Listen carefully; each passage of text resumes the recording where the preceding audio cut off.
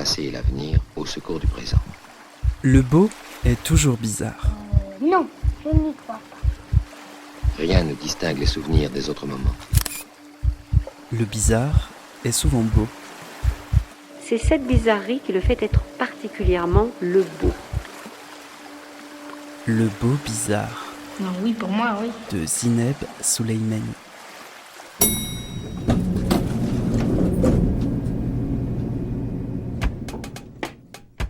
Bonjour à toutes et bonjour à tous. Bienvenue dans Le Beau Bizarre, un espace sonore libre et hybride. Un espace qui s'autorise volontiers les chemins de traverse, les déviations et les sorties de route. Car si certaines trajectoires avancent en ligne droite, d'autres empruntent des routes secondaires, s'attardent dans les interstices, changent de langue, de paysage, de rythme. Celle de Pauline Curnier-Jardin appartient à cette seconde famille. Née à Marseille, passée par Rome, Berlin, Amsterdam et d'autres lieux instables où peuvent encore se fabriquer des mythologies décidantes, elle raconte dans cet échange comment le mouvement a progressivement dessiné pour elle une manière d'être artiste. Comme si partir permettait parfois de se rapprocher davantage de soi. Comme si certaines géographies ouvraient des permissions que l'on ne trouvait pas chez soi. Une conversation sur les chemins qui bifurquent, sur les mondes que l'on découvre en quittant les siens, sur les rencontres qui déplacent un regard, et sur cette intuition précieuse. Parfois, il suffit d'un déplacement pour que l'horizon s'élargisse et que de nouvelles images deviennent possibles. Pauline Curnier-Jardin est mon invitée dans cette 84e épisode du Beau Bizarre.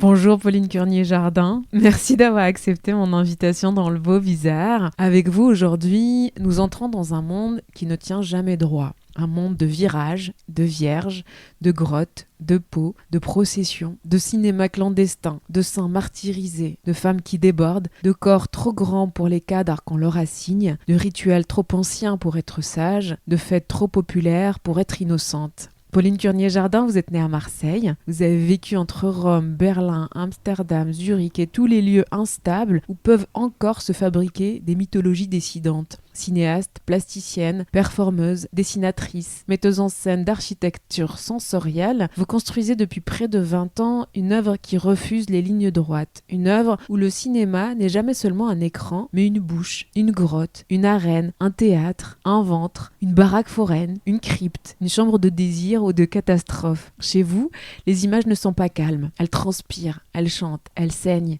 elles rient, elles s'effondrent, elles se maquillent, elles se déguisent.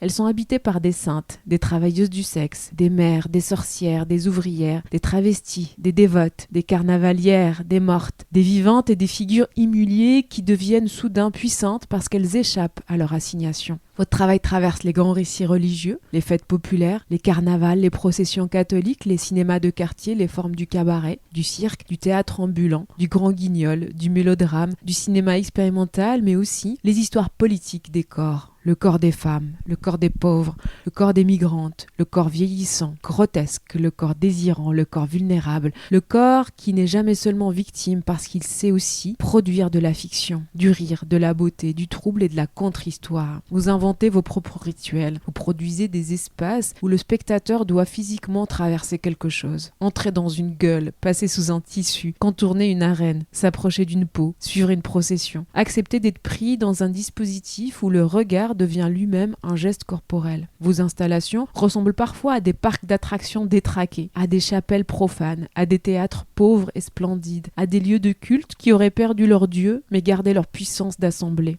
Il y a aussi dans vos œuvres une fidélité très forte aux marges, mais jamais dans une forme de surplan. Avec la Feel Good coopérative fondée à Rome avec Serena Allqueer et Alexandra Lopez, aux côtés de travailleuses du sexe trans colombiennes et romaines, vous déplacez la question de la représentation vers celle de la fabrication commune. Les questions deviennent alors qui raconte, qui regarde, qui est payé, qui joue, qui signe, qui transforme la honte en apparition. dans Trivial, Allumé, Fireflies ou La colonne della Colombo, la ville de Rome n'apparaît plus comme décor monumental de l'Empire, de l'Église ou du fascisme, mais comme un territoire relu depuis ses marges, ses nuits, ses corps migrants, ses désirs et ses économies souterraines. Nous allons y revenir, mais dire d'abord que nous nous rencontrons aujourd'hui car votre travail est actuellement visible au Palais de Tokyo dans une exposition intitulée Virage Vierge sous le commissariat de Daria de Beauvais. Le terrain de la déviation y est exploité, le virage comme sortie de route, la Vierge comme figure ambivalente, impossible à stabiliser, entre pureté, puissance, fantasme, contrôle et réinvention. L'exposition rassemble installations, films, sculptures dans un parcours où le corps vulnérable n'est pas pensé comme faiblesse mais comme force de transformation.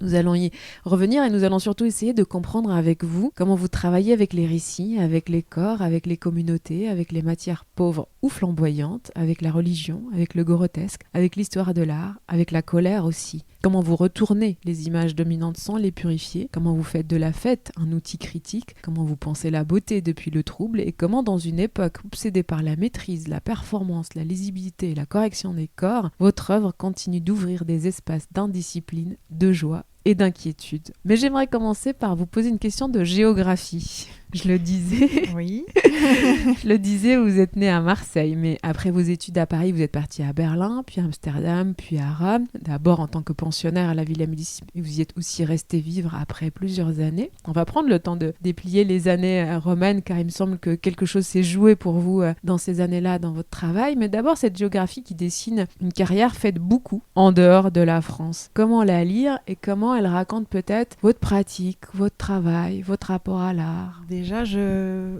voudrais te remercier de commencer par cette histoire de géographie parce qu'elle est fondamentale, je pense, pour comprendre ou pour traverser ma pratique. Et elle est rarement dite. Enfin, c'est aussi de ma part que ça se joue rarement le récit de mes... Je sais pas, de mon nomadisme, j'ose même pas utiliser ce mot, mais pourtant c'est peut-être de ça qu'il s'agit. Et puis tu as oublié un pays qui est la Finlande, plus précisément la Laponie, où j'ai vécu juste le mois après avoir obtenu mon diplôme à Paris. Ça a commencé comme ça, du centre à ce que on pense être le centre, donc Paris, et une fuite très très loin, dans un endroit désert, très très loin aussi de ma culture méditerranéenne, à 300 km du cercle polaire. Et tout a commencé comme ça, c'est-à-dire que, voilà, je crois que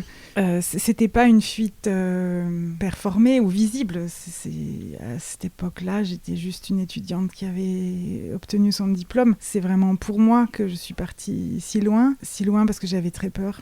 J'avais très très peur de la scène artistique parisienne, c'est vrai, mais peut-être pas que, de la scène artistique. J'avais besoin de prendre mon élan ailleurs que là où j'avais étudié. J'avais besoin de me concentrer, j'avais besoin de méditer peut-être sur qu'est-ce que ça allait être, cette vie d'artiste, pour faire ce choix qui n'en est pas un en fait.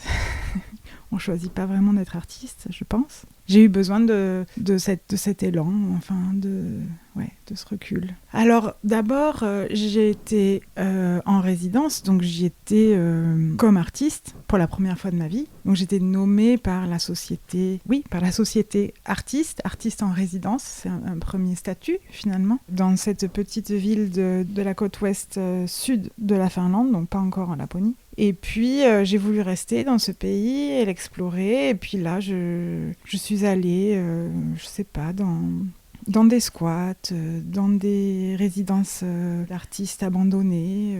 Puis j'ai travaillé dans un hôtel en Laponie. Et puis là, je suis restée 5 mois. J'ai vu 2 saisons. Et puis, je suis rentrée à Paris pour travailler. Et puis, je suis repartie explorer le centre de la Finlande, la région des lacs. Et voilà, et pour y avoir aussi mon premier job d'enseignante. Donc finalement, c'est quand même cet endroit qui m'a donné 2 définitions qui sont aujourd'hui ma réalité sociale, professionnelle. Elle m'a nommée comme artiste. J'étais l'artiste en résidence du bled où j'étais, là-bas, à Raumars, ça s'appelle, enfin Rauma. C'est drôle parce qu'après, j'ai vécu à Roma, mais là, ça s'appelait Rauma. Et puis, c'est à Kankampa qu'on m'a nommée professeur d'art. Voilà, dans un endroit où la vidéo, le film n'avait jamais été enseigné. On m'a donné des charges de cours. Bon, voilà, c'est mon histoire avec les définitions, enfin avec l'autodéfinition ou avec plutôt la définition sociale. Ça s'est pas passé chez moi, ça s'est pas passé en France, ça s'est pas passé là où j'ai étudié. C'est intéressant parce que là, vous précisez que c'est ce contexte-là qui vous a fait artiste ou artiste en résidence ou professeur qu'on va retrouver aussi plus tard. Mais tout à l'heure, vous disiez, on choisit pas d'être artiste pour autant. Ça veut dire quoi ? Vous avez choisi de faire des études artistiques. Oui, j'ai choisi de faire des études artistiques, mais toujours à reculons. J'ai tout fait pour pas être artiste, mais vraiment. J'ai fait une première S, j'ai voulu rentrer en médecine, j'ai voulu rentrer en droit. Puis à chaque fois, j'étais refusée. Enfin, ça se passait pas bien. Donc, j'ai fait de l'histoire de l'art, mais c'était encore pas ça. Enfin, c'était assez tardif, ces choix de faire des écoles d'art, enfin, une école d'art. Moi, ce que je voulais, c'était, je sais pas bien d'ailleurs, je voulais me déplacer déjà. Donc de Marseille, je suis allée à Paris. Et puis, j'avais un appétit très grand pour tout en général. Enfin, j'ai encore beaucoup de choses. Et ça s'est affiné quand j'ai passé plein de concours pour toutes les écoles d'art parisiennes. Je voulais rentrer absolument aux arts décoratifs. C'était mon grand rêve parce que ça me protégeait, une école d'art appliqué, parce que c'est une école d'art appliqué. Ça me protégeait d'être artiste. On n'est pas vraiment artiste. On est designer ou je sais pas. Enfin, en fait, on est beaucoup de métiers liés à l'art, bien sûr. On crée, on est dans la création, mais on n'est pas artiste. Et en fait, j'ai pas été prise aux arts décoratifs, j'ai été prise aux Beaux-Arts de Cergy, qui a été une école extrêmement importante pour moi. Et à Cergy, les choses se passaient très bien, mais je comprenais pas pourquoi. J'avançais un peu à l'aveugle comme ça. Je pense que j'ai cette façon d'avancer, avec les yeux fermés, mais en touchant peut-être, en tâtonnant. Et je suis rentrée finalement aux arts décoratifs en me disant « Ah, ça y est, enfin, ça y est, je vais pouvoir ne pas devenir artiste. Je vais pouvoir prendre cette fameuse tangente qui va être presque artiste, mais pas vraiment artiste. » Je suis rentrée en cinéma à cette époque-là, enfin c'était film et cinéma, et j'avais comme professeur Brice Delspergier, qui est quelqu'un qui est très important pour moi aussi dans mon histoire. Et j'essayais absolument de faire ces films appliqués à des commandes, à des exercices de style, certes, mais quand même des exercices très précis et qui demandaient d'être méticuleuse pour servir un cahier des charges finalement. Et c'était une catastrophe systématique. Et un jour, Brice m'a dit « Mais écoute, t'es punk, assume, quoi. » Et j'ai mis des années à comprendre ça. Je l'ai très, très mal pris quand il m'a dit ça. Très, très mal pris. Et j'ai mis des années à comprendre qu'en fait, il me disait « Mais Pauline, n'essaye pas, tu vas pas y arriver. Non, tu colleras jamais la demande. Ni au cahier des charges, c'est pas la peine, c'est mort. Oublie. » Mais j'ai creusé ça. J'ai creusé ça pour voir que il y avait rien à faire d'autre. Et c'est pour ça que je dis que c'est pas vraiment un choix, parce que, en tout cas, moi j'ai essayé autre chose, tout en sachant que c'était sûrement ça qui allait m'attendre. Et j'ai creusé vraiment toutes les possibilités pour ne pas l'être. Voilà, c'est un peu I rather not to, mais bon. Mais dans cette manière de creuser pour ne pas l'être, ça passe aussi par ce mouvement en dehors de la France, d'habiter dans des géographies, dans des cultures, dans des pays autres. Oui, et c'est aussi un autre pays qui m'a poussée à devenir artiste. Je veux parler de Londres. Ma famille a eu à vivre pendant 3 ans à Londres. À un moment où j'habitais déjà à Paris, où je faisais déjà des études, c'était les années 2000, l'Eurostar venait d'être construit, et ça coûtait rien d'aller à Londres depuis Paris. Mes parents avaient un logement de fonction, donc je ne payais pas pour vivre à Londres dans les années 2000 à 2002, et je travaillais chez Harrods dans la journée et le soir dans un pub, comme à peu près tout le monde, je pense, parce que tout le monde a à peu près 2 boulots, 3, voire 3 à Londres. Et là, j'ai découvert une scène incroyable, qui était donc ce qu'on appelle le YBA, les Young British Artists, et cette espèce de révolution formelle, politique, sociale, qui a fait que j'ai d'un coup vu des perspectives différentes, enfin, dans l'art contemporain. Et là, ça a été la grosse claque, c'est-à-dire que de Steve McQueen, Richard Billingham, Jeremy Deller, Sarah Lucas, Tracy Emin. Enfin, en fait, voilà, j'ai cité un peu les principaux pour moi, enfin ceux qui ont changé ma vie et surtout qui m'ont dit, enfin ils le savent pas, hein, mais ils m'ont dit, mais regarde Pauline, il y a moyen de s'amuser, mais vraiment quoi. Et il y a moyen de je sais pas, de péter la baraque. Il y a moyen de foutre des gros coups de pied dans les trucs, de crier. Il y a moyen de faire des Olympias en frites. Je sais pas, j'ai vu ça, je sais plus qui l'a fait. Et je cherche d'ailleurs l'artiste qui a fait cette Olympia en frites, qui m'avait beaucoup plu. Voilà, il y avait d'un coup des voix différentes. Il y avait des diasporas différentes. En fait, il y avait des noirs, des pauvres, des lesbiennes. Et puis, il n'y avait jamais ça en France. Et donc, c'était révolutionnaire et c'était juste tellement désirable. Et grâce à eux, enfin voilà, après quelques étés à y vivre et quelques week-ends grâce à l'Eurostar, j'ai accepté d'être artiste. Enfin, je veux dire, je me suis dit, c'est ça que je veux faire. Au fond, ça va être vraiment bien. Et ben, en parlant de voix différentes et de voix tout court, on va écouter le premier extrait.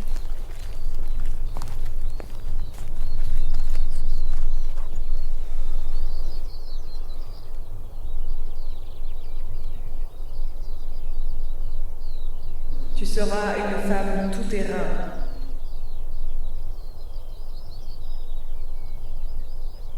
Tu seras une femme tout-terrain.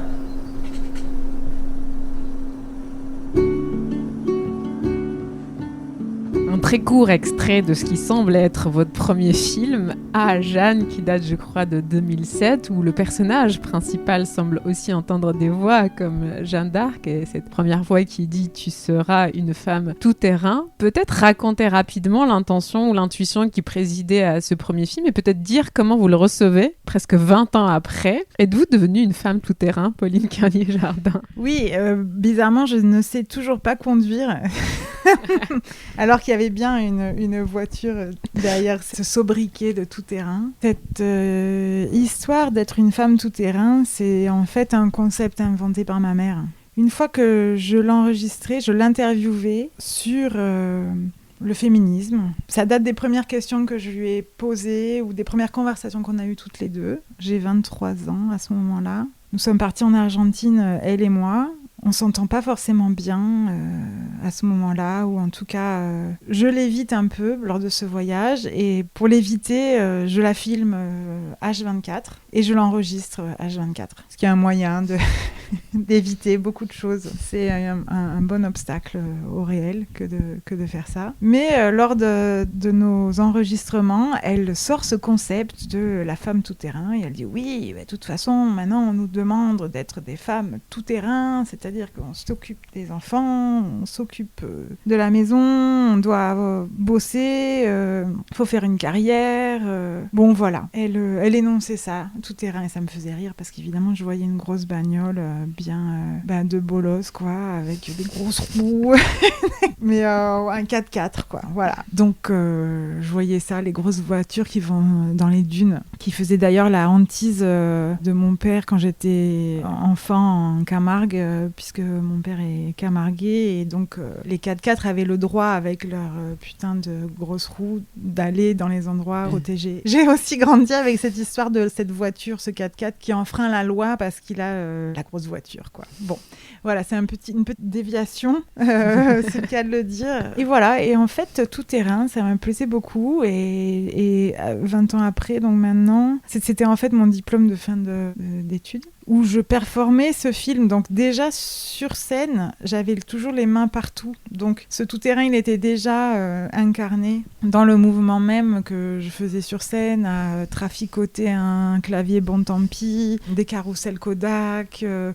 y avait 2-3 beamers, je sais même plus, sur scène. J'étais toujours les mains dans des différentes casseroles. Le tout-terrain, c'est à la fois très proche de soi, et c'est aussi la possibilité de voir que le monde est grand et donc de circuler, voilà, dans plein d'endroits. Et ça, c'est plus l'histoire de tout terrain, de mère, faire une carrière, d'être une bonne maîtresse. Bon, bref, c'est plutôt l'idée que, on passe d'un milieu à un autre. Et c'est aussi en croyant beaucoup que plusieurs contextes peuvent se rencontrer et faire des choses magnifiques ensemble, que on devient tout terrain soi-même. Je pense que moi, ce que j'ai fait avec ce nomadisme-là, enfin, je sais toujours pas comment le nommer. Je sais que j'ai voulu être autre. Enfin, je veux dire, j'ai fui les catégories possibles dans lesquelles très vite on aurait pu me mettre, ou j'aurais pu me mettre. Aller, enfin, c'est une sorte d'anthropophagie féroce, ou vorace plutôt. Plus que féroce, c'est vraiment de qui tu es, je veux te manger, je t'aime. Enfin, ou c'est pas que je veux être comme, oui, je veux être comme toi, mais je veux être comme toi pour être proche de toi. Enfin, ça paraît très chrétien comme ça. Peut-être qu'il y a de ça, j'en sais rien. Mais en tout cas, ça a été ma manière aussi de chercher à me déconstruire ou à déconstruire ce que je suis, ce que j'étais. J'oserais pas parler au passé parce qu'on sait jamais, on n'est jamais à l'abri de quelques blocages et de quelques restes, bien sûr.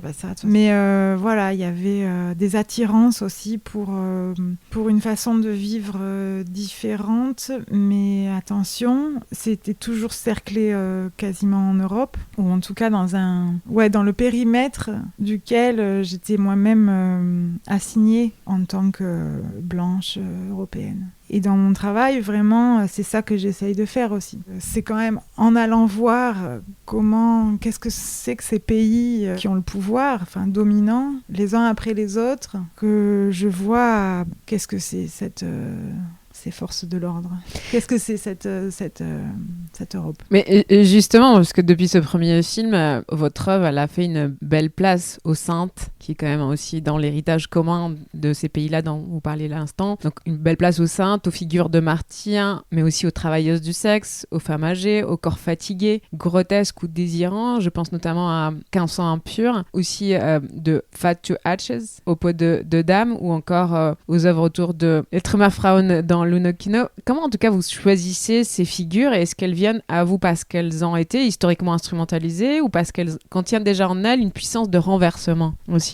Je me dis que comme elles ont été instrumentalisées, elles contiennent évidemment le renversement, puisqu'il y a déjà eu un mouvement d'instrumentalisation. Je vois très vite, parce que c'est finalement assez limpide, l'autre face ou le revers de cette médaille, enfin l'autre côté, quoi. De la Trümmerfrauen aux saintes, oui, elles auraient en commun leur qualité iconographique, iconique, je pense. C'est la première idée qui me vient là. Oui, elles ont ce potentiel iconique, une surface de projection, une possible propagande, surtout. Elles ont tout un potentiel de pin-up. Voilà, d'un coup, j'y vois en fait assez vite l'image qu'on peut créer d'elles. Et là, je parle vraiment de l'image physique, le papier, enfin la photographie ou l'icône. Effectivement, des surfaces de projection. Parce que d'un coup, je pense à Bernadette Soubirous, qui fut aussi un des premiers personnages après Jeanne d'Arc. En fait, dans chacune d'elles, elles ont chacune des potentiels iconiques ou symboliques différents. Certaines sont plus polysémiques que d'autres. Ce qui m'a fascinée avec Jeanne d'Arc, c'était sa réalité polysémique, à savoir comment Jeanne peux-tu être à la fois l'icône de la résistance, du Front National, des lesbiennes. Comment on peut être tous en même temps ? C'est pas possible. Tout est c'est antithétique, ça va pas, ça marche pas. Et pourtant, tout le monde t'accroche au-dessus de son lit avec des espoirs et des croyances qu'on peut penser opposées. Et puis peut-être ça peut nous permettre de creuser, mais est-ce que c'est vraiment si opposé que ça ? Mais alors qui tu es vraiment, Jeanne ? Voilà, Jeanne d'Arc, c'était vraiment cette possibilité infinie, cette polysémie, quoi. Puis si, comme Clovis Maillet, on la considère comme une sainte trans, ça ouvre encore autre chose. qui est nouveau encore. Et puis, je sais pas, représenté plus de 58 fois au cinéma, par 58 réalisateurs hommes différents. Ça aussi, c'était fascinant, quoi. Il y a moins de films sur Jésus que sur Jeanne d'Arc. Donc, oui, ça, c'était mes années Jeanne d'Arc. En tout cas, pour raccrocher avec Jeanne d'Arc, il y a aussi la question du catholicisme, en fait, qui traverse de toute façon aussi votre travail comme plutôt un immense réservoir de formes, en fait. Procession, cierge, reliques, martyrs, vierges, miracles, sacrifices, en même temps, vous ne les traitez pas uniquement comme croyances, mais plutôt comme une dramaturgie collective, comme machine visuelle et politique. Qu'est-ce que le rituel religieux vous donne que l'art contemporain, parfois, ne sait peut-être plus produire ? Moi, ce qui m'a inspiré, ce qui m'inspire, c'est avant tout les formes scéniques. Donc le théâtre, la danse. Et peut-être que je considère aussi les rituels catholiques comme faisant partie du théâtre. Enfin, les deux sont complètement liés. La représentation des passions, c'est les premiers théâtres de rue. Je me suis beaucoup intéressée au théâtre des passions, donc à ces premiers théâtres de rue qui sont éminemment liés au carnaval, puisque en dehors de ces représentations des patients sur le parvis de l'église, il y a le carnaval qui est l'espèce de contrepoint de ces passions. Donc tout le monde est dehors à représenter ces saints ou ces archétypes, le carnaval, les archétypes, on va dire, de la société, et dans les passions, les saints. Je suis pas bien sûre de faire quelconque hiérarchie entre ces deux choses finalement, et je me suis intéressée à la Grèce antique de la même façon. Ces récits, ces épopées, quelles qu'elles soient, peu importe la doctrine derrière, pourvu qu'on ait le spectacle. Et évidemment, The Show Must Go On, et évidemment, les questions de pouvoir sont en jeu directement. Et le rapport à la doctrine, à la domination, à la violence. Et dans le théâtre ou quelconque forme scénique, oui, il y a ce rapport avec le temps, donc avec la présence et le présent.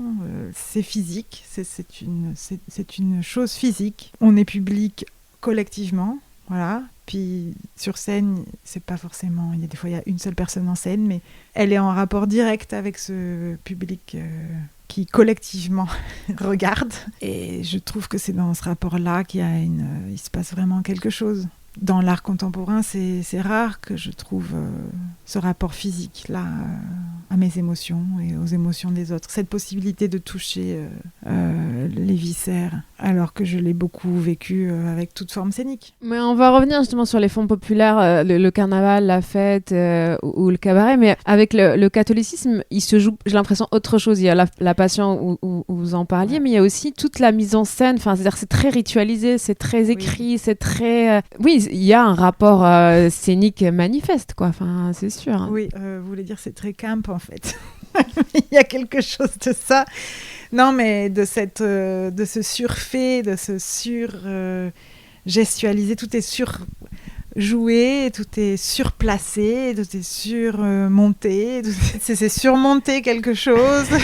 Vraiment, ouais, il y a du drame, en veux-tu, en voilà, dans tout et n'importe quoi, dans la déco, dans la musique, dans le ton donné quand le prêtre lit, on est dans le drame absolu. Quand quelqu'un prend le micro à l'église, il le prend d'une certaine façon qui est surjouée complètement, c'est vrai, en nous imaginant toutes les deux à regarder une messe ou, je sais pas, être dans un rituel catholique, il y a quelque chose de tellement que je trouve tellement baroque, tellement camp en fait, ouais. Et qui dans un sens ne se réinvente pas, contrairement aux autres formes qu'on va discuter tout à l'heure. Il y a aussi quelque chose qui est vraiment très inscrit, très fixé comme ça, qui se transmet dans cette mise en scène presque d'un répertoire, on pourrait dire, si on était au théâtre. C'est vraiment une pièce de répertoire et qu'il faut la réactiver dans la même forme, quoi, la restituer avec la même forme. Même en 2026, c'est-à-dire qu'elle traverse les époques, les histoires,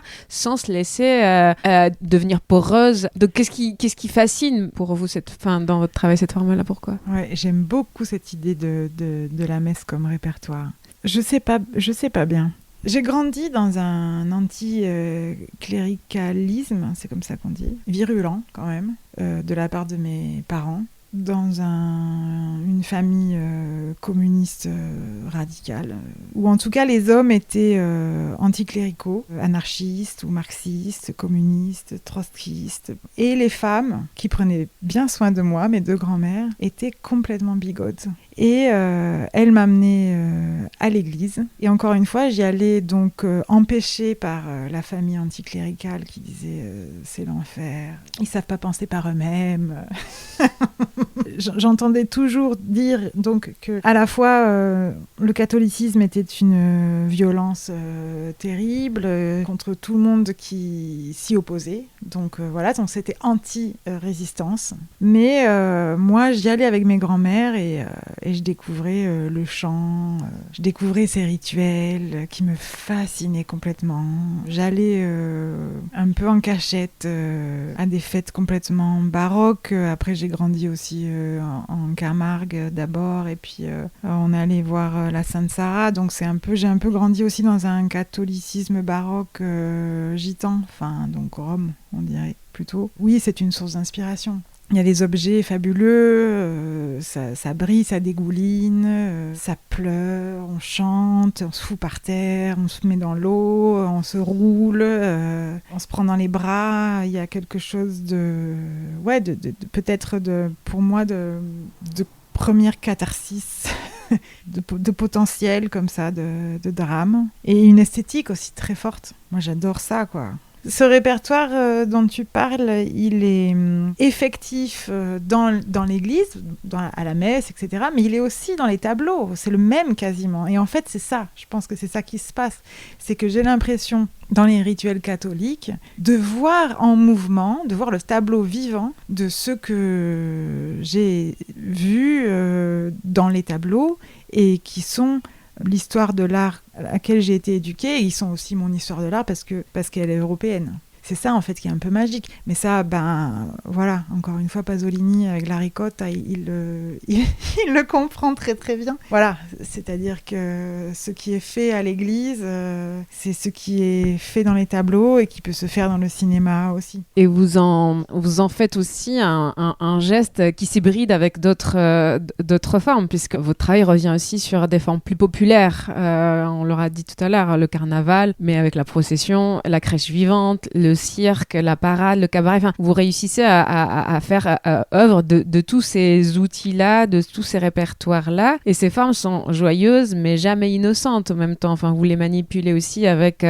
une intention précise. Par exemple, dans Jeannette Film Adulte, le carnaval d'Aalst devient donc à la fois un espace de libération et de violence, de travestissement et de stéréotypes. Enfin, ça s'oppose dans un même geste. Qu'est-ce qui vous intéresse dans cette ambivalence-là de la fête? Toujours vous travaillez avec cette ambivalence-là. Est-ce que c'est sa capacité d'émancipation ou au contraire sa manière de répéter aussi les formes de domination sous couvert d'excès? Enfin, tout ça cohabite toujours. Oui, moi je pense que tout cohabite toujours parce que c'est la possibilité d'aller dans un sens ou un autre. C'est-à-dire que quand quelque chose cohabite, ça veut dire aussi qu'il y a un choix possible. Mais alors, qu'il y a un choix, peut-être il y a un choix à faire, donc, ce qui pour moi adresse une question politique. De quel bord te trouves-tu? Et je me la pose à moi aussi. Et je n'y donne pas de réponse, des fois, comme dans le film Jeannette Film Adulte, parce que, par exemple, le montage de ce film a été la chose la plus éprouvante, physiquement, jamais connue pour moi. Parce que ce carnaval donc est tellement complexe parce qu'il est exactement comme tu l'as décrit, à la fois des atrocités, des représentations de violence et structurelle et centenaire et contemporaine, données directement dans la rue comme ça, dans ta face quoi, et à la fois je sais pas, une transgression inouïe, donc un possible transgressif extraordinaire. Et je montais le film, et monter c'est évidemment faire des choix, c'est que ça, monter. Et alors je me disais, mais de quel bord tu es là? Tu peux pas donner autant de place à cette image là, c'est dégueulasse. Comment tu peux là ne pas critiquer ou ne pas te manifester contre cette immondice générale? Voilà, mais donc il fallait quand même prendre position, et en même temps prendre position ça voulait dire annuler le possible extraordinaire et transgressif. Et c'était aussi annulé le potentiel délirant. Bon, je sais pas. Maintenant, peut-être aujourd'hui, je montrerai encore différemment ce film, je sais pas. Alors j'ai évité d'être la sœur rabat-joie dans ce film, par exemple. C'est-à-dire que j'ai pas fait un film féministe avec ce sujet qui pourtant avait tout. Il y avait tous les ingrédients pour manipuler cette fête et en faire un film militant ou un film militant en fait. Ou un objet plus critique, davantage critique. Alors, un objet plus critique, oui, mais critique de quoi ? De ces gens-là ? Il se trouve que c'est le carnaval dit prolétaire de cet endroit. Il se trouve que c'est une tradition ouvrière de la ville de Aalst. Qu'est-ce que j'allais faire ? Une critique de quoi ? De la culture prolétaire, ouvrière, de la Belgique flamande dont je suis même pas... Enfin, je me suis posé 1000 fois la question. À chaque jour de montage, je me posais cette question. Est-ce que tu ferais pas mieux de faire un film critique ? Est-ce que tu ferais pas mieux de faire un manifeste féministe ? J'en sais rien. Un truc où tout le monde suivrait une pensée claire, féministe. Mais en même temps, j'étais en train de faire un documentaire. Enfin, j'étais en train de filmer une culture populaire, enfin une célébration populaire que j'ai découverte il y a 3 ans. J'ai pas grandi dans cet endroit. Après, à côté de cette œuvre-là, Jeannette Film Adulte, j'ai orchestré, on va dire, une sorte de procès avec que des gens qui sont nés à Aalst et toutes de milieux et de perspectives différentes à discuter du film et de ce carnaval. Et voilà, et là ça donne lieu à 3 heures, une sorte de thérapie de groupe sociale.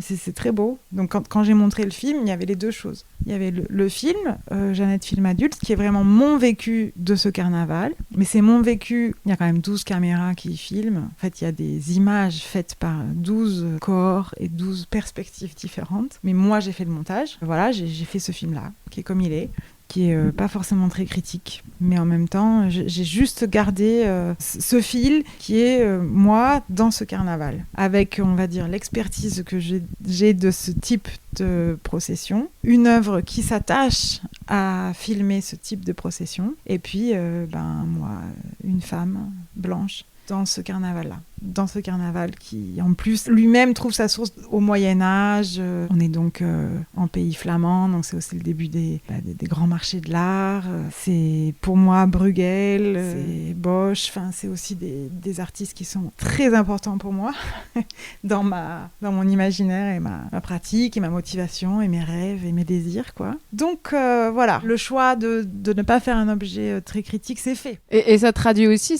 l'ambivalence qui est intrinsèque aussi à ces espaces-là, parce que ces espaces-là, en définitive, ils disent aussi les besoins de ces corps-là, de s'exprimer, de se déverser, de libérer une tension que la société par ailleurs étouffe, formate, silencie. Enfin, c'est-à-dire, c'est aussi presque, malgré tout ce qu'on a dit sur les excès ou sur les images produites, ou la violence peut-être tacite dans les tableaux vivants que ça crée, c'est aussi un potentiel de libération des corps, donc de renversement presque d'un système écrasant, capitaliste, oppressant. Enfin, c'est aussi ça aussi qui nourrit l'ambiguïté peut-être. Je pense que c'est complètement ça qui nourrit l'ambiguïté, et en entendant ce que tu dis, je me rends compte aussi que je me suis attachée à des formes de catholicisme assez flamboyantes, c'est-à-dire assez baroques ou très expressives ou très expressionnistes. Je ne sais pas comment le définir. C'est-à-dire que je ne me suis pas intéressée au catholicisme en France, qui est moribond, chiant, moche,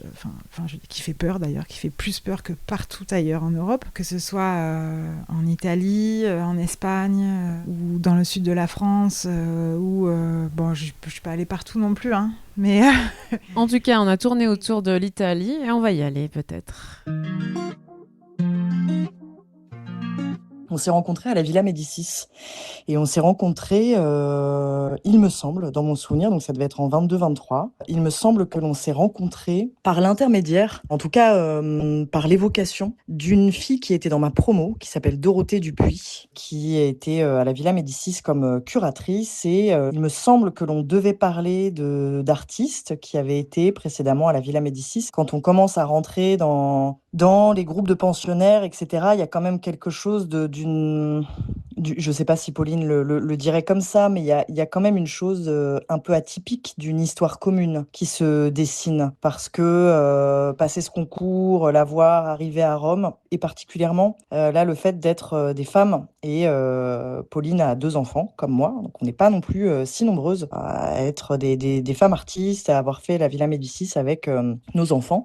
Et par ailleurs, Pauline, elle, avait emménagé en fait à Rome et donc vivait à Rome. Donc elle avait toujours un lien un peu distant, je crois, à la Villa Médicis, mais on s'est rencontrés à cette occasion, donc quand j'y étais pensionnaire et quand elle était encore localisée à Rome. Et on s'est rencontrés un petit peu parce que juste on a l'habitude de rencontrer un peu tout le monde, mais je me souviens que j'avais pour projet de lui proposer de travailler à la scénographie. Je me demande si c'est pas la scénographie je sais plus si c'est la scénographie de Léviathan, ou alors de faire une collaboration sur ce qui est devenu après Monte di Pietà. En tout cas, je crois que grâce à Dorothée Dupuis, j'avais dû me plonger un peu dans le travail de Pauline, et sans doute à la direction aussi. Enfin, je crois qu'une ou deux personnes m'avaient dit tu devrais rencontrer Pauline parce qu'on travaillait toutes les deux sur quand même des questions de justice. Moi, je travaillais pas encore sur la pornographie à ce moment-là. Bon, je travaillais quand même déjà sur les violences sexuelles, même si elle emprunte vraiment un tout autre chemin et d'autres groupes de personnes. Mais il semblait y avoir, en tout cas dans nos approches, un goût pour la rencontre, le fait de nouer, de tisser des amitiés, des collaborations avec les groupes de personnes que l'on rencontre, et de faire aussi des œuvres de manière assez collective à partir de ça. Puis moi, j'ai été très frappée de sa manière de mettre en scène. Je trouve qu'il y a vraiment quelque chose de la mise en scène chez Pauline. Donc on s'est rencontrés comme ça, et d'abord j'ai connu son travail par des images. Je n'avais jamais vu son travail par ailleurs. D'ailleurs, pour la petite histoire, un jour j'ai essayé d'aller voir une expo. Il me semble que dans un musée à Rome, ça devait être au Macro. J'ai l'impression que peut-être au Macro, elle avait dû à un moment donné proposer quelque chose, et j'ai jamais trouvé la salle. Donc en plus, j'ai mis beaucoup de temps à accéder vraiment au travail. En plus, faut le faire au Macro parce que franchement, c'est pas très grand. Donc je sais pas, je vais pas avoir les yeux en face des trous. Bref, on s'est rencontrés à la Villa Médicis. Il se trouve qu'elle était pas disponible pour qu'on travaille ensemble, et puis je pense qu'elle avait pas trop vu mon travail, et puis bon, c'est des histoires de timing, de période, etc. Mais j'avais trouvé hyper pertinent la manière dont elle me parlait un peu de tout. Et d'ailleurs, c'est elle qui m'a soufflé le titre de Monte di Pietà, que je lui dois complètement, parce que quand je lui avais parlé de mon projet de fin d'année, la récolte d'objets, enfin tout ça existait déjà, elle m'avait dit ça me fait penser à un mont de piété. Et en fait, c'était vraiment venu là. Je lui avais écrit un petit message par la suite en lui disant que d'ailleurs, suite à cette rencontre, j'empruntais carrément le titre à son évocation, etc. Voilà. Elle a toujours été quand même très, très à l'écoute, très généreuse, je trouve, pas du tout, je sais pas, dans un rapport de compétition, hyper curieuse. Mais c'est pas tellement en fait à la villa qu'on s'est rencontrés, c'est vraiment plus après. Et même si on s'est vu très peu, c'est marrant, c'est comme s'il y avait eu une évidence beaucoup plus tard. Peut-être aussi qu'il y a des rapprochements dans nos vies de famille. Encore une fois, je pense qu'être mère et artiste, c'est pas si dans un monde quand même plutôt dominé par des hommes blancs, un rapport de force mu par toute l'histoire du patriarcat.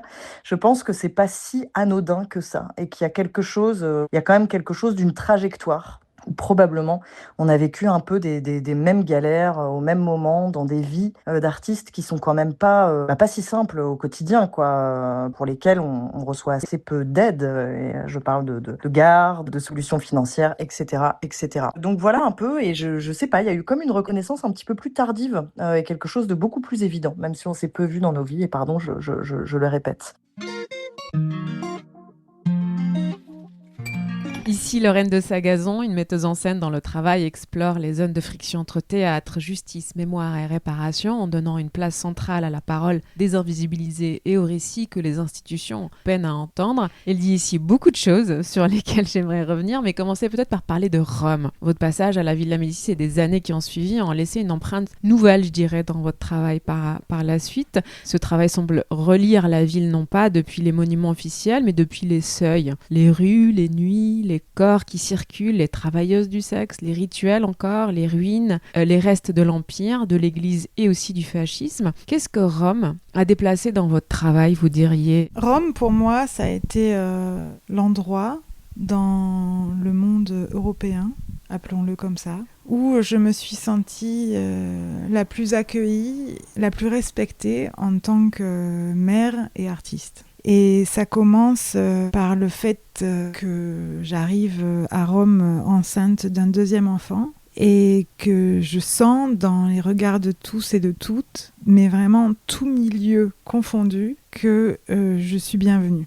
Et que mes enfants, c'est pas seulement mes progénitures, c'est les enfants de la société, du monde. Donc si l'un crie, quelqu'un dans l'espace public va le consoler. Et enfin l'un, je disais un des enfants, mais en fait ça peut se sentir en dehors de soi, en dehors de sa progéniture justement. C'est-à-dire que j'ai senti que, je sais pas, qu'on laissait pas les gens crever complètement. Je veux dire physiquement à côté de soi, voilà, on laisse pas une femme âgée, un homme âgé peiner à marcher, à prendre 2 marches pour prendre le train ou dans les escaliers. En fait, c'est un endroit où j'ai senti qu'il y avait beaucoup de place pour l'amour. De place dans l'espace public, c'est-à-dire de place avec des inconnus, que l'amour avait de la place, l'amour entre les gens, je sais pas comme on dit dans la Bible, c'est ça qui est intéressant, parce qu'on dit ça dans la Bible, mais on dit ça dans beaucoup de récits religieux, finalement. D'un coup, ça avait une réalité tangible, d'un coup, c'était vrai. Comme si le meilleur de cette merde de catholicisme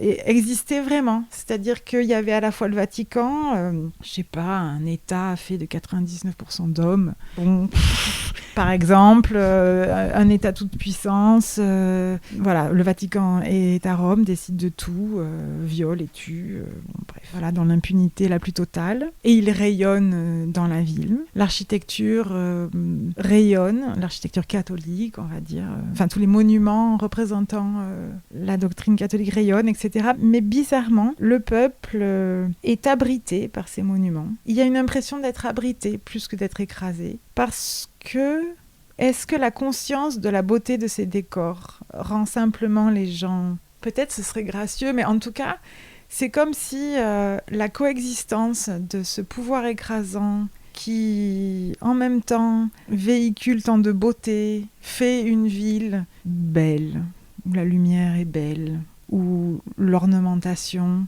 est partout. Du soin a été donné, conserver les ruines, mais aussi à avoir mis des détails sur les portiques, autour des fenêtres, par terre, autour des arbres.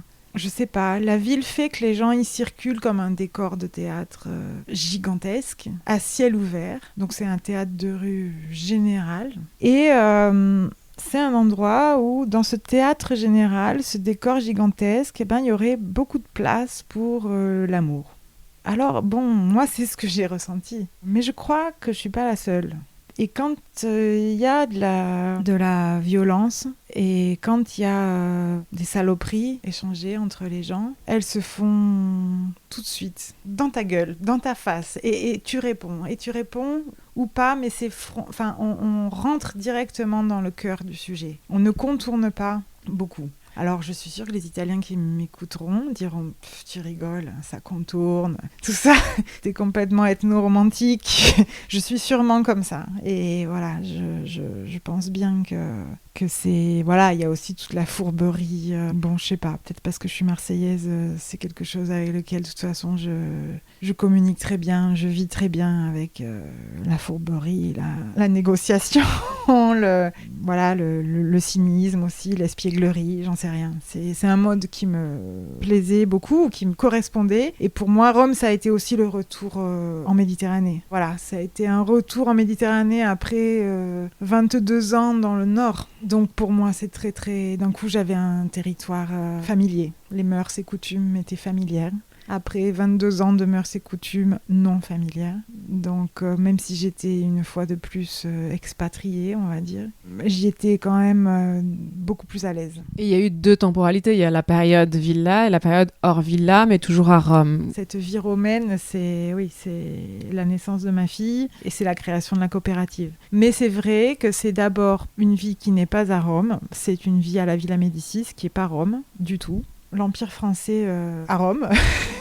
Non, mais c'est l'Empire, c'est l'Académie française à Rome. C'est vraiment ça. Mais évidemment, après, c'est des bâtiments fabuleux, des œuvres d'art incroyables, des légendes, des fantômes, des biens, des pourris. Enfin bon, comme tous les ersatz de Mont Olympe. Il y a des bons et des mauvais esprits qui traînent. Moi, j'y ai été très en colère et j'y ai été très heureuse aussi. Je sais pas, c'est aussi un endroit, je pense, qui met en exergue énormément des sentiments très forts. Non, je crois que maintenant, je la porte plus dans mon cœur qu'autre chose parce qu'elle m'a permis, la Villa Médicis, donc l'Académie française, donc de vivre à Rome. Et c'est vrai que si j'ai fondé la coopérative Feel Good un peu en réaction à l'ambiance, à l'atmosphère, à la politique de la Villa Médicis, il n'empêche que c'est comme ça que s'est créée la coopérative et ma vie romaine. On va en parler juste après un court extrait. A Carmine! La sua sposa è con i nostri fratelli! Sì, fratelli d'Italia! Dio te saluto, ma quale Italia è? Qui fanno finta di non conoscere! A Clementì, te presento i tuoi cognati! Questo è Peppe, ecco, lo vedi? Questo è Nicola! E questa è Regina, la snaturata, sapessi quello che fa! Oh. Dillo, non te vergognare, tanto qui siamo tutti di bocca buona! Fa la vita, fa! Ma che è sta vita? Batte, ecco che te! Beata lei! A Clementì, ma guardatela quanto è caruccia! Oh, ma che te vergogni? A Clementì, l'hai capita che fa mo questa? L'hai capita sì o no? Fa la... Evviva i sposi! Auguri! Una parola dagli umani della sposa! Signore e signori, in questa cerimonia, in questo giorno, Libertà provvisoria. voglio dire che mi piace questa comitiva, perché noi siamo gente che lavoriamo la terra, però siamo gente Tubercolosi. gente de cuore. Chi ci dice buliri non capisce niente, perché se noi non lavoriamo la terra, che se mangerino i signori? Mettetela a sede, ci ho visto morire uno l'altro giorno così. Ma che ci vuoi per insegnare la Bibbia a noi? La messa l'ha detta cantata! A mamma Roma, facciate una bella cantata dei cori. Chi la canta? Malla, mamma Roma. Fior de gaggia, quando canto io canto con allegria, e se io dico tutto rovino sta compagnia.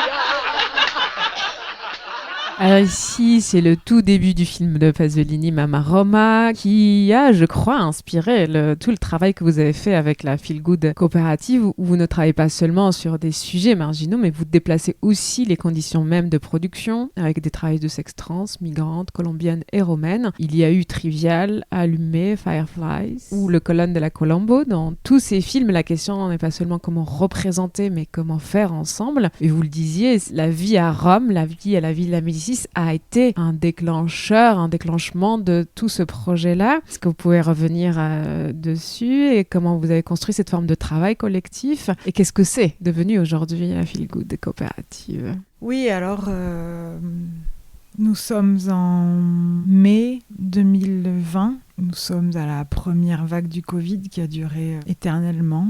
Je suis à la Villa Médicis. Mes copensionnaires boivent du champagne dans les jardins carrés. Moi, j'allaite, donc je bois pas. Je me sens plus qu'enfermée et je suis arrivée à 7 mois de grossesse. Pour marcher d'un endroit à un autre à la Villa Médicis, il faut faire à peu près 15 minutes de marche. Donc très vite, je suis restée chez moi. Puis j'ai accouché. Puis alors après l'accouchement, on reste avec un bébé, on est collé, on bouge pas beaucoup. Puis le Covid a commencé 3 mois après. Donc là, je sais pas, j'étais dans ma prison dorée à triple tour. Et surtout, j'avais pas vu Rome. J'avais vu de Rome le quartier riche qu'il y a autour de la Villa Médicis, c'est tout. Mais moi, j'avais la Rome de Pasolini dans la tête. J'avais celle de Giovanna Marini, qui était une des raisons pour laquelle j'ai été pensionnaire. Giovanna Marini, c'est une ethnomusicologue qui, dans les années 80, d'ailleurs, tenait le département d'ethnomusicologie à la Sorbonne, ici, et qui est une chanteuse folk, on va dire, communiste, proche de Pasolini, et qui a créé un répertoire, qui a collectionné des chants liturgiques et politiques dans toutes toute l'Italie. Et donc elle était un peu ma mamma Roma à moi, jusqu'au confinement où là on pouvait plus se rassembler pour chanter. Donc j'étais vraiment très très triste, quoi. Enfin, je sais bien qu'on était tous dans un drôle de truc, mais voilà.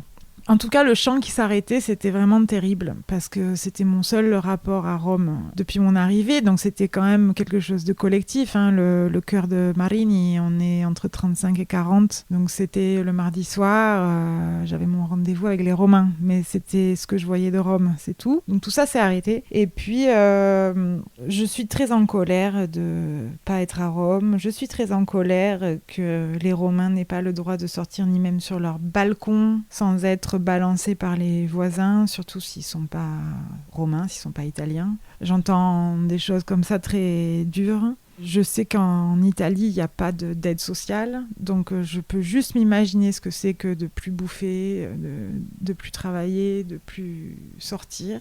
Et puis monte en moi une peine, une colère contre à peu près tout, hein. Cette colère, elle venait déjà d'avant, avec voilà, en France, l'apogée des violences policières, pendant les manifestations contre la réforme des retraites, les gilets jaunes. Je sais pas, j'en avais gros sur la patate, de plein de trucs.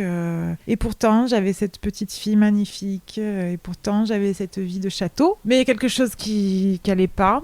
Dans cette décadence, je regarde Mamma Roma, dont on vient d'écouter l'extrait, et je vois la colère d'Anna Magnani qui transperce dans chaque fois qu'elle est filmée, dans sa voix, dans ses yeux. Sa bouche est toujours grande ouverte. Et je m'attache à cette bouche qui crie comme une bête, qui crie à la fenêtre pour appeler son fils, qui crie contre les hommes autour d'elle, qui se foutent complètement d'elle, qui crie contre son mari, qui la trompe. Il y a tout ça. Et en même temps, cette femme, elle se prostitue. Et elle élève son fils seul. Elle essaye qu'il ne fasse pas n'importe quoi, mais elle n'y arrive pas. Tout est trop difficile. Et elle devient la ville elle-même. Et c'est comme si ce soir-là, c'est comme si ce soir-là, je veux me rapprocher d'elle, je veux rencontrer Anna Magnani. Enfin, c'est comme si, quand je vois ce film, c'est comme si elle m'emporte avec elle. C'est comme si je me promène. En fait, je commence à vivre Rome avec le film. Cette Rome que je n'ai pas vue, alors que ça fait déjà, je sais plus, 10 mois que je suis là. Et Anna Magnani, c'est comme si elle me prenait dans la main, comme ça, mais pas avec la main, plutôt avec sa bouche hurlante et ses yeux. Et je la suis. Je la suis dans Rome et je la suis dans son travail du sexe et dans sa vie de mère célibataire, de galérienne, je sais pas, et je ne comprends pas pourquoi elle devient Rome. Mais elle devient Rome pour moi, mais le film s'appelle Mamma Roma, c'est-à-dire qu'elle est l'incarnation de la ville. Et alors je me mets à penser à la Louve qui nourrit ces humains, à cette espèce de chaleur dont je parlais tout à l'heure, c'est-à-dire que oui, c'est un endroit où il y a de la place sous le ventre chaud pour être nourri au moins et puis ensuite repartir.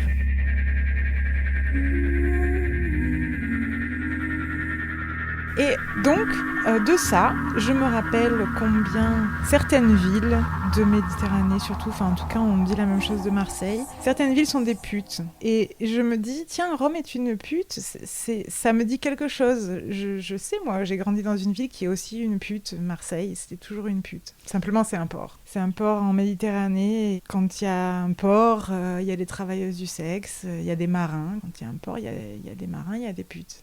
Il y a des gens qui voyagent, et des gens qui restent et qui accueillent et qui dorlotent. Et voilà, et il me vient de cette idée de faire l'exposition que me demande la Villa Médicis et que j'avais refusé de faire, c'est-à-dire l'exposition de fin de résidence alors qu'on était confinés. Je décide de demander à des travailleuses du sexe de produire les œuvres à ma place et donc de prendre l'argent qui m'était alloué pour produire une nouvelle œuvre pour cette exposition et de le donner aux travailleuses du sexe pour qu'elles représentent leur vie de romaine travailleuses du sexe. Et c'est là que, j'ai cette épiphanie, là, cette idée que je trouve géniale, très excitante. J'ai un regain comme ça d'espoir et de joie.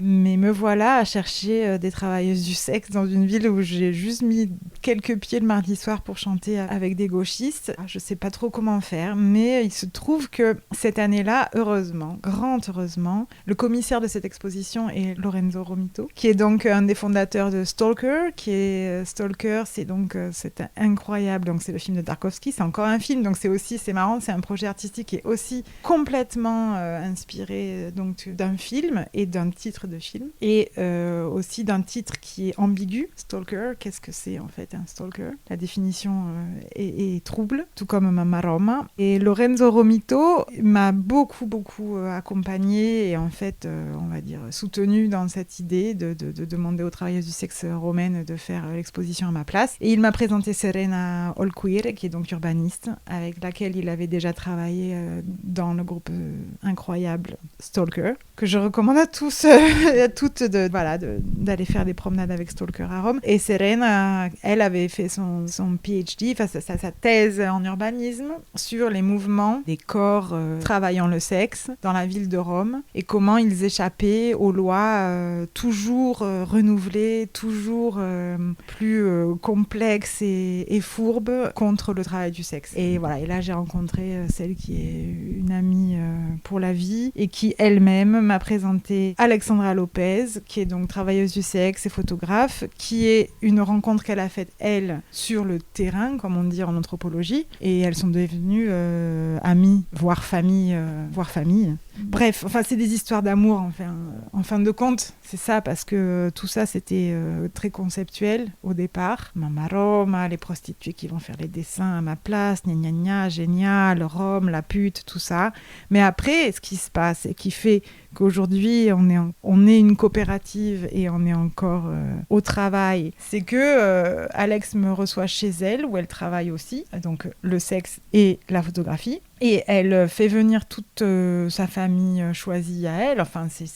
Il s'agit d'une communauté, c'est-à-dire que Alex, elle est non seulement trans, mais elle est aussi colombienne et que elle vit pas dans la même maison, mais bon, voilà, ses amis sont ses sœurs, ses mères, ses grands-mères. Donc me voilà dans un tout petit appartement et 10 colombiennes trans, à peu près de la même génération, plus ou moins, qui est en fait la mienne. On a toutes le même âge, sauf Gilda. Et ma première sortie du confinement, c'est donc chez Alex, dans son 12 mètres carrés, entourée de travailleuses du sexe transcolombiennes. Moi, les seins coulants de lait, de l'allaitement, parce que j'ai pas pris ma fille, ne sachant pas où est-ce que j'allais me retrouver quand même. Et puis les filles dans des histoires d'autres types de dégoulinures dans leurs dessins.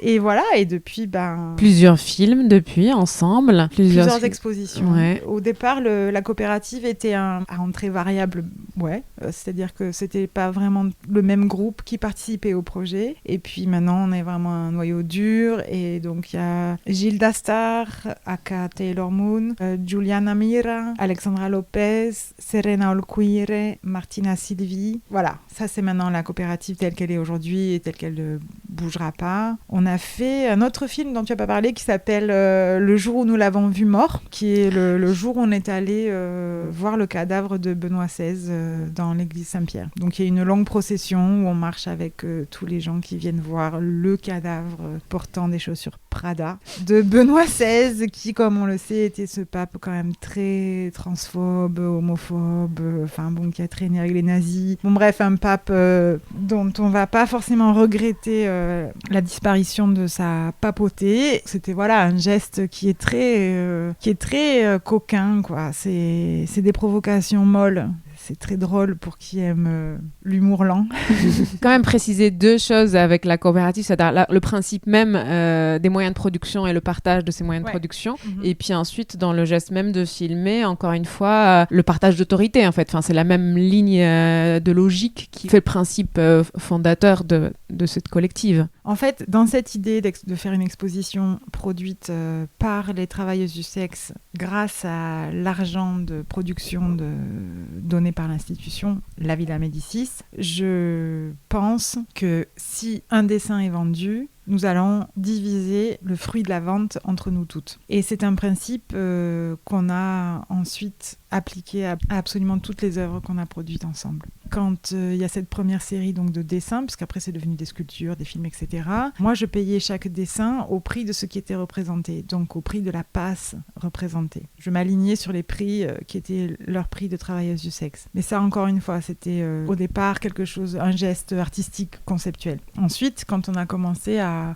faire des installations ensemble ou des sculptures, voilà, là il n'était plus question donc de payer l'acte, mais vraiment de se dire qu'on allait penser le temps passé à créer ensemble. Enfin, on allait penser comment rémunérer ce temps passé ensemble. Donc moi et puis les autres non-travailleuses du sexe du groupe, qui sont toutes des précaires intellectuels, on s'est mis aussi à devoir répondre aux questions des travailleuses du sexe qui disaient nous en fait le temps qu'on passe ici c'est sympa à faire de la pâte à modeler. C'est des clients qu'on n'a pas et c'est pas possible pour nous, surtout que certaines sont dans une précarité immense. Que voilà, même prendre un ticket de bus, c'était pas donné. Et puis, c'est trouvé être au sein même des travailleuses du sexe du groupe une sorte de scission entre celles qui finalement voulaient faire ce travail artistique, peu importe la rémunération, donc le faire par passion, et celles qui s'insurgeaient finalement contre un système qui est celui de la culture et de l'art,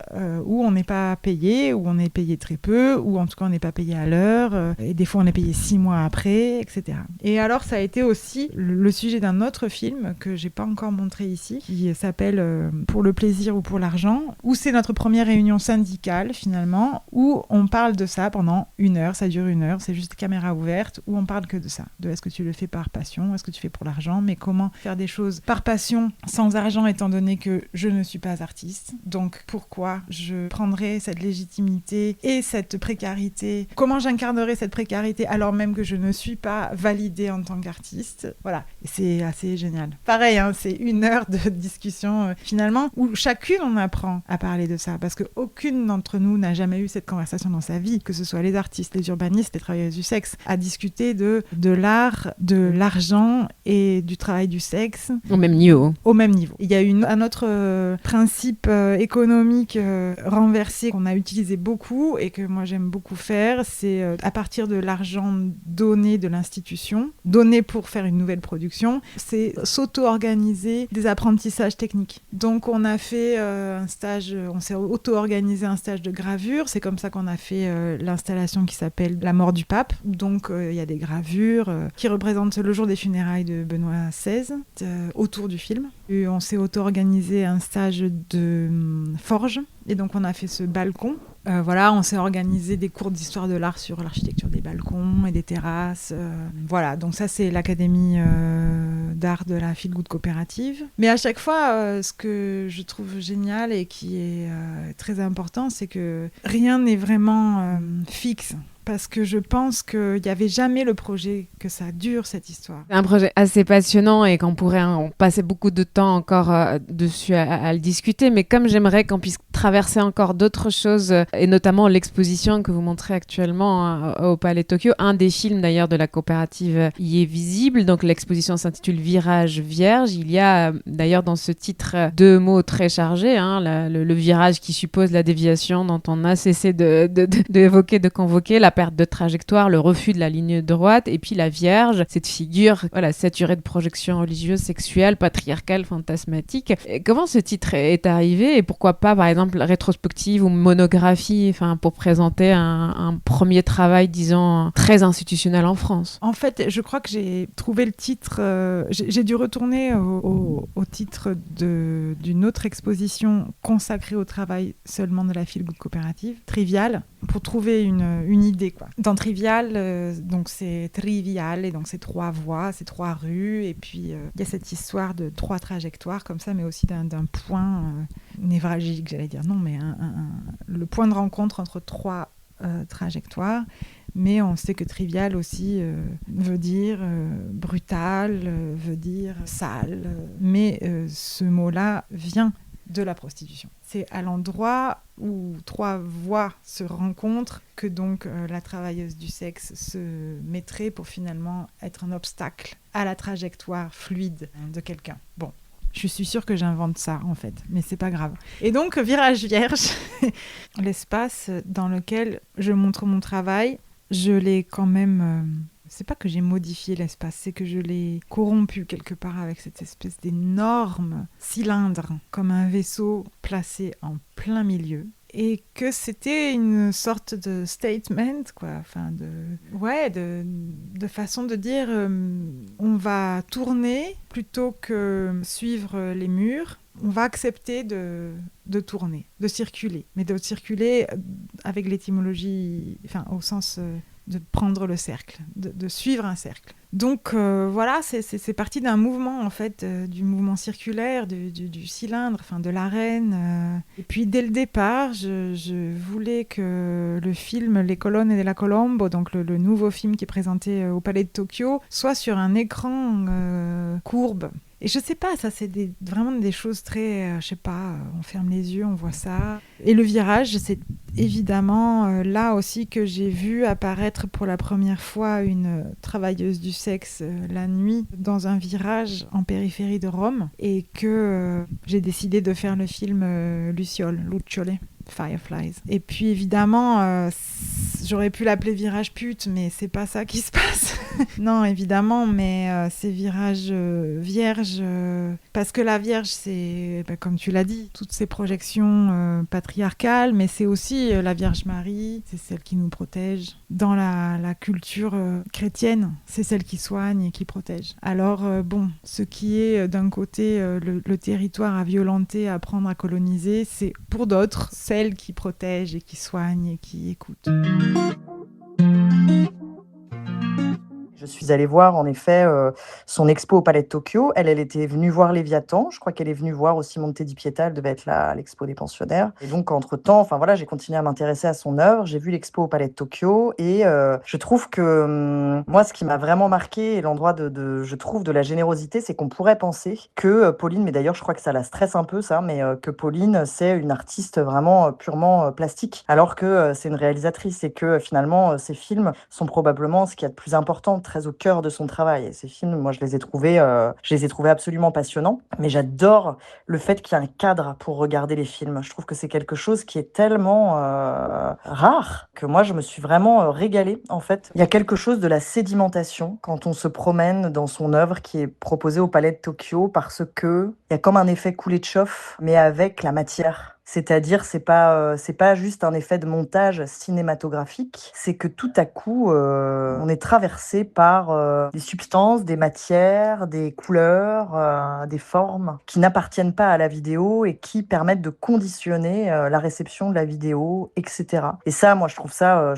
assez merveilleux. C'est-à-dire, l'œuvre est totale en fait. Il y a quelque chose vraiment il y a quelque chose que j'adore moi et que je ne connais pas par ailleurs. Je ne connais personne qui fasse ça. Donc je trouve ça très fort. Enfin moi je me pose beaucoup à chaque fois cette question aussi dans le travail, c'est-à-dire moi pour le théâtre je me pose toujours la question du pacte. C'est ma seule question presque. Enfin j'exagère parce qu'il y a plein de questions pratiques, mais je me dis c'est quoi le pacte? Et le pacte, c'est un pacte en fait qu'on passe entre les spectateurs et les spectatrices et le spectacle. C'est la question de l'expérience. Qu'est-ce qu'on fait vivre comme expérience et quelles sont les conditions d'épanouissement de la présentation d'une œuvre pour les gens qui y assistent. Alors c'est pas du tout du clientélisme, il s'agit pas du tout de maîtriser ce que les gens vont voir, absolument pas. Mais en revanche, il y a une proposition, voilà, qui est de l'ordre de l'expérience, en fait, qui n'est pas juste le fait de raconter une histoire ou de faire des spectacles ou des films à thème. C'est que tout à coup, la forme est présente. Et moi, je trouve ça absolument fondamental. Et d'ailleurs, je pense que ça a tout à voir avec la montée du fascisme parce que je trouve qu'une des choses principales, une des sources d'inquiétude de l'extrême droite, mais bon, l'extrême droite a tendance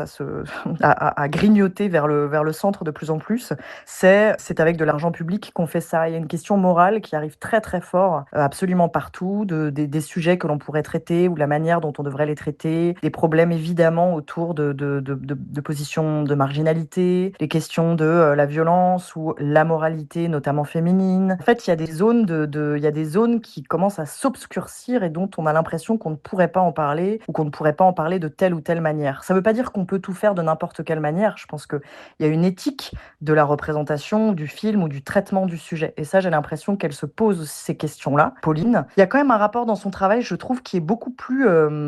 Elle embrasse la violence, mais avec beaucoup plus de joie que moi. J'ai l'impression peut-être que par ces rencontres, parfois je me dis qu'elle a peut-être plus d'espoir et qu'elle montre... j'aime bien parce que moi je travaille aussi sur le contre-temps et le contre-lieu, le contre-espace. Et je trouve que Pauline, elle fait ça, mais qu'elle le fait en dévoilant d'une manière moins... j'ai envie de dire moins désespérée. Et je trouve ça hyper beau. Enfin, je veux dire, ça ne retire pas la puissance, pas l'amplitude, mais il y a quelque chose de plus lumineux chez elle, même si elle embrasse cette violence. Donc ça, je trouve ça assez beau. Et évidemment, ces questions éthiques, elles se posent. Mais je trouve que... voilà, quand je parle de la montée du fascisme sur la question de l'argent public, il y a aussi une tendance à vouloir tout expliquer, comme si tout devait être résolu, tout devait être accessible, tout devait être compris intégralement dans son immédiateté. Et c'est pour ça qu'on voit de plus en plus d'œuvres qui sont surexpliquées, surréférencées, surpédagogisées. Et ce que j'adore, moi, quand je me balade dans les œuvres de Pauline, c'est que, c'est ça, je suis vraiment dans le contre-espace, c'est-à-dire tout à coup, quand même, j'échappe au réel et pourtant c'est tellement en prise avec le réel. Et ça, je trouve ça assez merveilleux, quoi. Elle nous permet des déplacements. Il y a quelque chose de l'ordre, en regardant son œuvre, vraiment de la modification éventuelle des coordonnées du monde commun. Alors, on retrouve ici Lorraine de Sagazan qui nous partage de manière généreuse et amicale sa lecture de votre travail exposé au Palais Tokyo. Elle avait été pensionnaire comme vous à la Villa Médicis. Elle avait présenté cette installation Monte dei Pietà qui était son travail de fin de résidence, un travail qu'elle avait par la suite montré à la collection Lambert pendant le Festival d'Avignon en 2024. Elle sera d'ailleurs, avec Anouk Mongeant, le co-commissaire du pavillon français de la Quadriennale de Prague en 2027. Comment d'abord vous recevez sa lecture de votre travail ? Je reçois sa lecture de mon propre travail avec énormément de bonheur. Non, mais parce que j'admire beaucoup le travail de Lorraine et comme elle l'a dit avant, c'est marrant ces rencontres à contre-temps et je pense que c'est pas pour rien non plus parce qu'il faut le temps des rencontres et c'est superbe qu'elle ait pris ce temps-là aussi de regarder mon travail et de mettre les mots, enfin ces mots. Je trouve très intéressant ce qu'elle raconte sur la violence et notre obsession pour la violence ou notre attirance aussi. Et je pense qu'il y a une conversation entre nous qui a déjà commencé et puis qui va sûrement continuer. C'est vrai que est-ce que je suis moins désespérée ? Je sais pas en fait. Je sais pas. C'est vrai que je suis pas désespérée. C'est vrai que je suis quelqu'un de très optimiste, assez solaire comme ça. Et enfin, je dis ça solaire avec une voix complètement morne. C'est très bien. Et je crois que j'ai d'ailleurs pas ri depuis le début de l'interview, alors que d'habitude je ris. Mais c'est peut-être aussi que j'ai expérimenté beaucoup de moments très sarcastiques. Et dans le sarcasme, j'ai puisé beaucoup de force en fait. Pour quiconque cultive l'humour noir ou le sarcasme, c'est fabuleux. C'est des joies profondes. Et je crois que peut-être que c'est ça qui met un peu de distance entre le désespoir et la violence pour moi. C'est-à-dire que j'ai toujours une lueur, toujours un peu d'ironie, d'espièglerie pour tuer les monstres, quoi. Voilà. Dans mon travail, j'essaye d'injecter ça très fort et jamais vraiment seule parce que j'aime pas parler de moi. À Jeanne, là, c'est le seul et unique film où je suis moi au centre et je supporte pas ça. Je crois que d'un coup, de refuser de faire les choses seule et de se dire mais non, mais à plusieurs, c'est tellement plus drôle et on est tellement plus forte. En se disant non, il y en a une de nous là qui va se réveiller et qui va avoir l'idée de génie. Mais c'est vrai que vous êtes souvent présenté comme cinéaste, mais comme le disait Lorraine aussi, vos films ne restent presque jamais seuls. Ils entrent dans des architectures, des grottes, des théâtres, des arènes, et tous ces espaces-là sont pensés comme des écrins pour accompagner les diffusions des films. Donc c'est aussi un soin porté aux espaces dans lesquels le public va ensuite circuler. Et au Palais de Tokyo, par exemple, 3 de vos films sont visibles, et chaque film a son propre dispositif scénographique. Qu'est-ce que l'espace physique ajoute au film? Est-ce que pour vous, regarder une image doit nécessairement devenir aussi une expérience physique, corporelle, totale, quoi? Et vous parliez des compagnonnages, je pense que c'est le moment de parler aussi de votre compagnonnage avec Rachel Garcia sur cette dimension-là. Une des réalités de l'histoire de l'art qui me pousse et qui m'a poussée au tout début à faire des films, c'est les cinémas primitifs, les formes de cinéma primitif. Donc des espaces où des images étaient projetées sur un mur, un type était au piano, un autre faisait le chien, le bébé, les bruits de pas, voilà, tout comme je me suis passionnée et je suis toujours passionnée par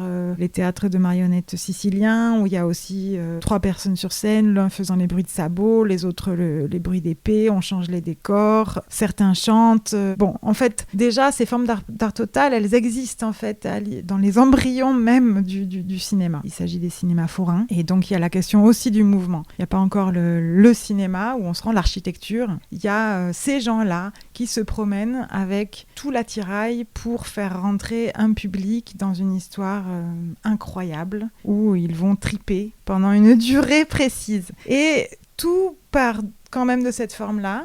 Et quand j'ai rencontré Rachel Garcia, qui est costumier de théâtre, très vite, on a commencé dans ma cuisine même, à s'inventer des espèces de spectacles cinéma avec des objets, etc., des odeurs. Voilà, j'ai trouvé un comparse de ces histoires de théâtre de rue et de cinéma de rue. Et quelqu'un comme ça qui avait la même passion pour les fêtes foraines et pour les cabarets de poche. Et avec lui, on a commencé à faire ces architectures. Enfin, cet élargissement de la pratique avec son ingénierie, sa création, ses propres références et son expertise. Donc c'est une rencontre aussi d'affinité très forte pour les formes de théâtre de rue ou de théâtre ambulant. Et c'est aussi une attention quelque part au public dans le moment où il va recevoir. Lorraine parlait tout à l'heure d'impact avec le public. Est-ce que ça vous parle, cette notion-là? Enfin, pacte comme le sens d'une hospitalité aussi au travail à recevoir. Oui, moi j'aime beaucoup cette histoire de pacte parce que quand je fais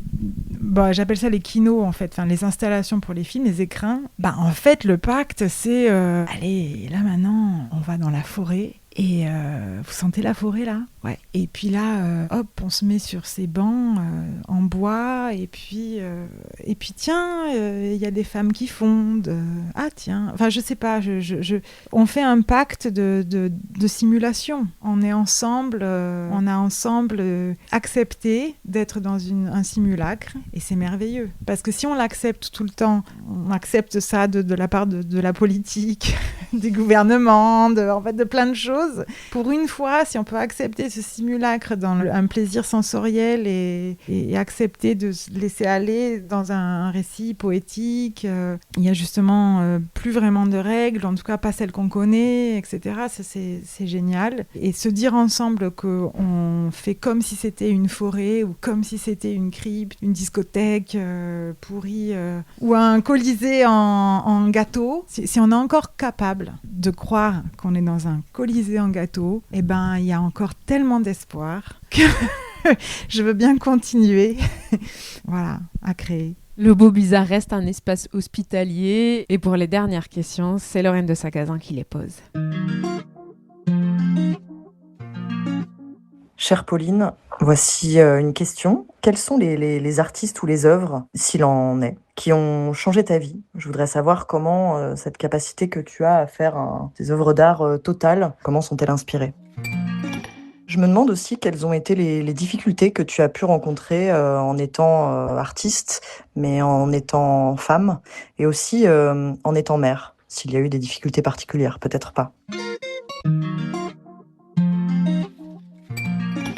Alors c'est marrant parce que je suis obligée de répondre à la question de Lorraine à Lorraine. C'est-à-dire que je pense que il est possible que je réponde différemment à cette question si c'était quelqu'un d'autre. Mais voilà ma réponse. Je crois que Christoph Schlingensief, ça a été quelqu'un qui a résolument changé ma façon d'accepter qu'on pouvait faire du cinéma, du théâtre, des œuvres plastiques et puis surtout qu'on pouvait rire des choses très très graves. Voilà, c'est quelqu'un qui m'a beaucoup inspirée, qui a fait aussi que je suis allée vivre à Berlin pendant 8 ans. À la même époque, Ulrike Oettinger, la réalisatrice allemande d'une génération plus âgée que Schlingensief, qui lui est mort prématurément comme Fassbinder. Voilà, elle aussi, dans son rapport au documentaire, fiction, et puis à mélanger son rapport au mythe, évidemment avec un travail complètement féministe.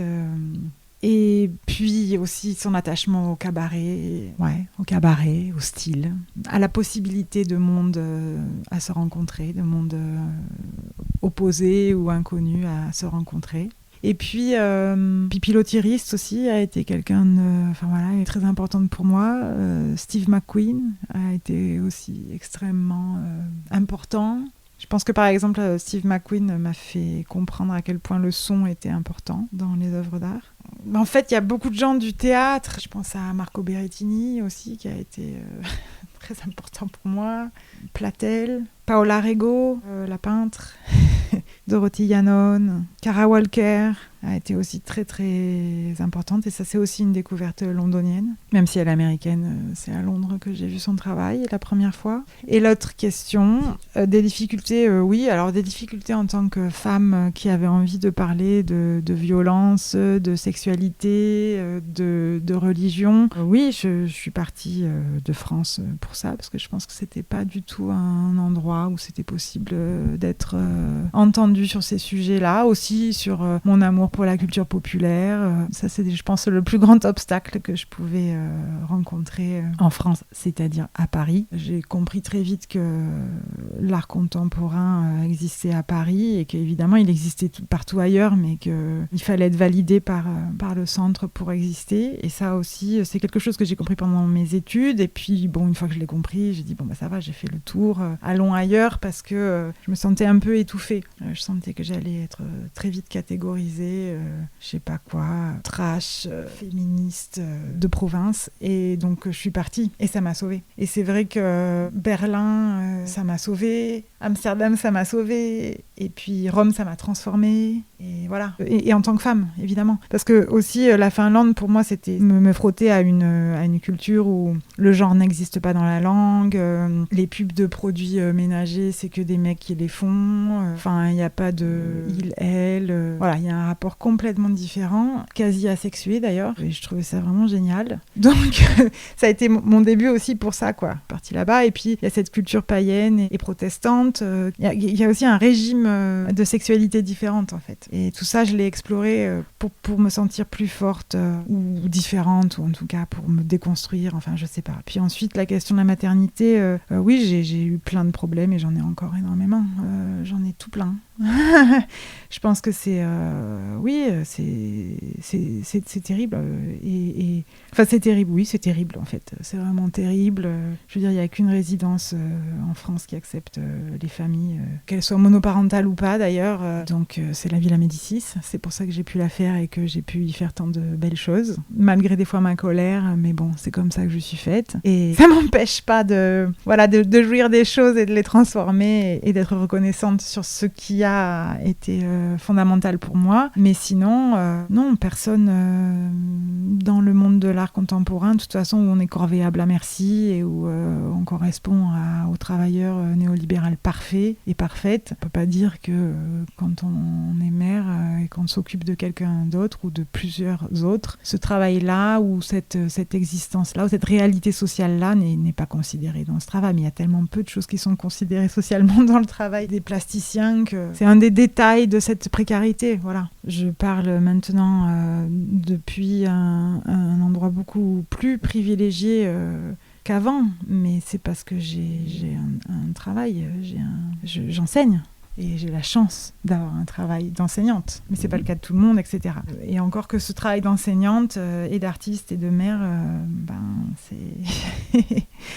c'est costaud. L'exposition Virage Vierge de Pauline Curnier-Jardin est présentée au Palais Tokyo jusqu'au 14 septembre 2026. C'était Le Beau Bizarre, un podcast du studio indépendant Audio Sauti, disponible sur les plateformes d'écoute. Et si vous souhaitez soutenir ce travail bénévole, sachez qu'une cagnotte Tipeee existe. Merci de votre écoute et merci de votre soutien.